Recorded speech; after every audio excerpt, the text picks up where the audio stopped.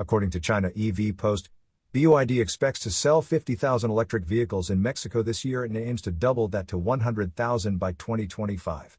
Jorge Vallejo, head of BYD's Mexican operations, also announced that the company will confirm the location of its first Mexican plant by the end of this year. The factory will initially produce 150,000 vehicles, with plans to double that output in the second phase. BYD currently offers 6 fully electric models in Mexico, including the Han, Tang, and Seal, along with 4 plug-in hybrid models like the Song Plus DMI. In June 2023, BYD began deliveries in Mexico, starting with the Yuan Plus model. Notably, BYD launched its new Shark hybrid pickup truck in Mexico this May, with a starting price of $53,400.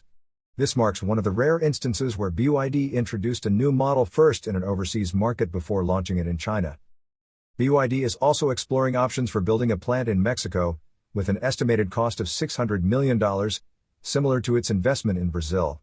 The plant will focus solely on meeting local demand, with no plans for export production. You are listening to Yuan News.